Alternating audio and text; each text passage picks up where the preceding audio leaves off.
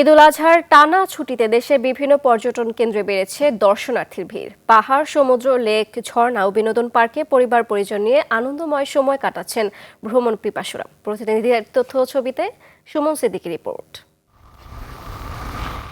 ঈদের দীর্ঘ ছুটিতে দেশের পর্যটন কেন্দ্রগুলো আবারও প্রাণ ফিরে পেয়েছে। বান্দরবানে দর্শনার্থীদের পদচারণায় মুখর মেঘলা, নীলাচল, চিম্বুক ও নীলগিরি সহ বিভিন্ন স্থান। রাঙামাটিতেও বেড়েছে পর্যটকদের আনাগোনা। পরিবার ও বন্ধুদের সঙ্গে কাপ্তাই হ্রদে নৌ ভ্রমণ, ঝুলন্ত সেতু, রাজবন বিহার ও বিভিন্ন দর্শনীয় স্থানে সময় কাটাচ্ছেন ভ্রমণ পিপাসুরা। ঈদের ছুটিতে উৎসব মুখর পরিবেশ বিরাজ করছে চট্টগ্রামের মিরসরাই ও সীতাকুণ্ডের পর্যটন কেন্দ্রগুলোতেও। পরিবার পরিজন নিয়ে ঘুরে বেড়াচ্ছেন হাজারো মানুষ।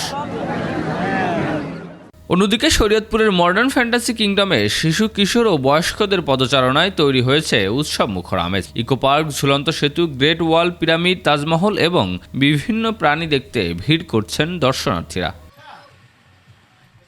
ময়মনসিংহ নগরীর ঐতিহ্যবাহী জমিদার বাড়ি শশী লজ ঘুরে দেখছেন দূর দূরান্ত থেকে আসা দর্শনার্থীরা। পাহাড়, হ্রদ, ঝর্ণা আর বিনোদন কেন্দ্রে ঈদের আনন্দ ভাগাভাগি করে নিতে বিভিন্ন প্রান্তের মানুষ ছুটে যাচ্ছেন পর্যটন স্পটগুলোতে।